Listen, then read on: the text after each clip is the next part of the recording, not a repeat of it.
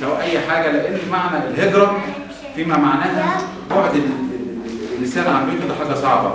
والفكره نبعت ان احنا جينا النهارده، معلش احنا اسفين ما كناش في استقبالكم اول ما شرفتونا في بورسعيد، ولكن يعني الحمد لله الاستاذ مصطفى صديقي يعني والاستاذ محمد سعد والكابتن سيف داوود، طبعا كابتن سيف داوود لاعب منتخب مصر في كره القدم ولاعب النادي المصري وشخصيه محبوبه جدا في بورسعيد، والاستاذ مصطفى اخونا وصديقنا واخوكم برضه رئيس مجلس اداره جريده الوسيط المصري، والاستاذ محمد سعد مراسل القنوات التلفزيونيه، ومجموعه الشباب اللي موجوده معانا في راديو وسط اف ام، بنرحب بيكم. فيعني انا مش عارف اتكلم، انا بتكلم يعني بقلبي والله. احنا هنا حاسين بيكم بجد، واحنا قفلنا الباب عشان كده، احنا قاعده اخوه، مش ناس جايه نعمل معاكم واجب ونمشي، لا احنا بنقول لكم هنا احنا اخواتكم معاكم، اخواتكم الصغيرين، نفسه في اي شيء ما يتكسفش، لان ده دين احنا بنرده. احنا هاجرنا وفي ناس وقفت معانا الوقفه دي مع اهالينا، فجاء علينا الواجب ان احنا نردهم لهم. بس انتوا يعني احنا هاجرنا لبلاد مصريه، انتوا هاجرتوا لبلاد سوريه مصريه اللي هي بورسعيد، لان سوريا دي يعني يكفي ان اقول لكم ان عندنا حي الحميدي موجود عندكم هناك، صح ولا انا غلطان؟ فاللقب الحميدي هنا في بورسعيد في شارع اسمه الحميدي، ما انتوا اللي واخدينه من عندنا، احنا اللي واخدينه من عندكم. وبعدين ما اعرفش بقى القصه التاريخيه بتاعتها، بس هو الحي الحميدي او شارع الحميدي اللي عندنا كان مرتبط بسوريا، حكم التجاره من سنين كبيره، واحنا بيننا وبين سوريا يعني صله دم، وكان في ايام الرئيس عبد الناصر كان في الوحده وكان في حاجات كتيره. فانا في بدايه الامر ارحب بكم واقول المجموعه الموجوده يعني اللي نفسه في حاجه وشايف اي مشكله حتى لو صغيره مش هيقدر يأديها، احنا موجودين وما تكسفوش مننا، احنا اخواتكم. طبعا انا ما تعرفتش على الاستاذ، انا عاطف مناوي. استاذ عاطف مناوي، اهلا بيك يا استاذ عاطف، شرفتنا والله يا سعادتك. وطبعا انا هعرفكم بقى بالمجموعه السوريه لان انا كنت اتكلم معاهم. محمد تمام. لا هي هتقول اسمها عشان مش عارفه انطقه، علي صوتك. سناريا. هتقولي لي طبعا ايه سناريا؟ طبعا انتوا علم جهله ما تعرفوش. اقول لكم انا بقى سناريا يعني ايه؟ يعني جمال الرمش، مش صح انت قلت لي كده برضه؟ رمش العين. او رمش العين. جميل. هي آية على اسم بنتي. مدام نعيمة، اهلا بيك في مصر. في برضه عندنا بقى ده لاعب بقى ايه؟ لاعب سوريا الاول في كرة القدم، ده محمد. ده محمد ده. صح محمد؟ في ده أيهم.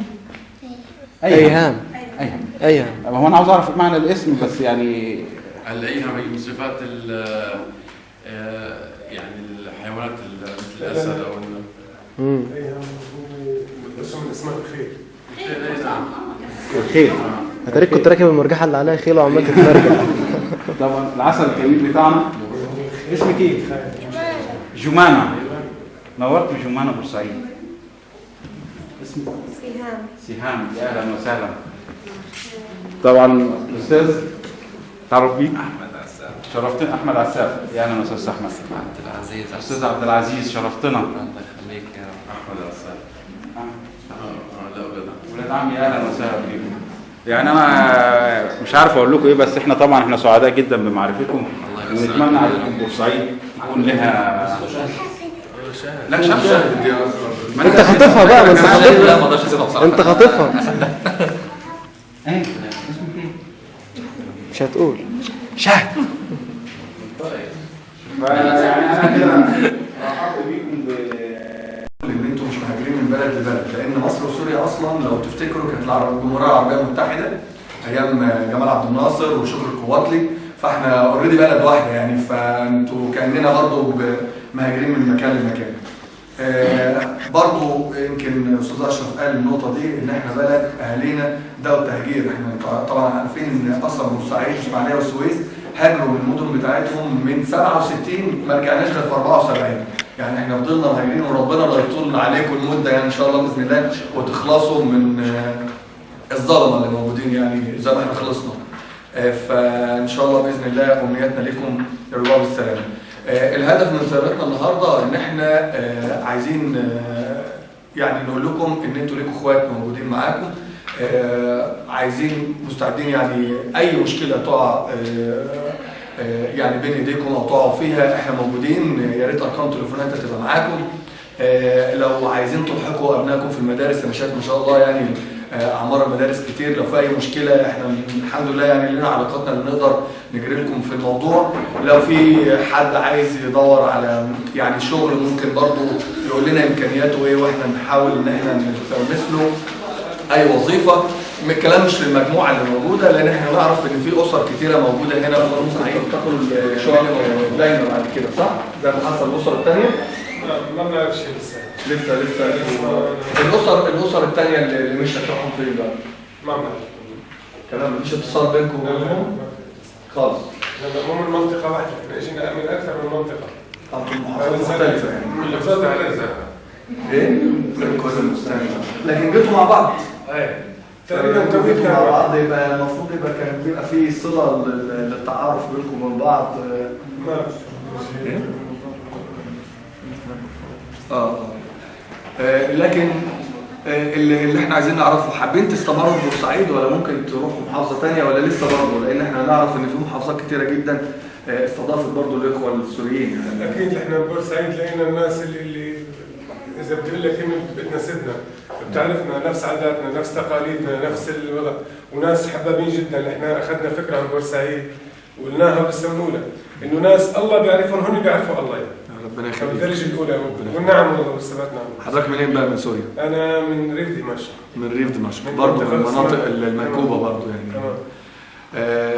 يعني نسأل الله إن شاء الله بإذن الله إنه يرفع عنكم الكرب إن شاء الله قريبا. البلاد اللي رحتها يعني رحت بلاد عربية كثيرة. بالنسبة لسوريا بلد من البلاد اللي هي الناس المحترمة، الناس اللي تعيش معاهم.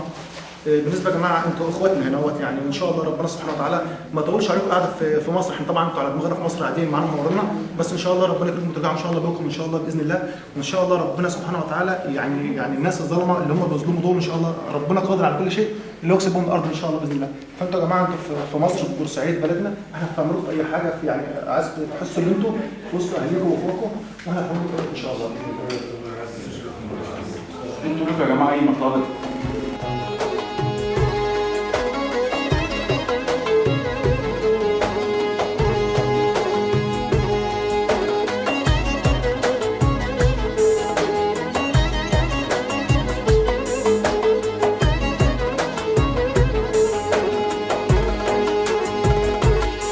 شعب مصر كريم وطيب، شعب معروف بالشهامة.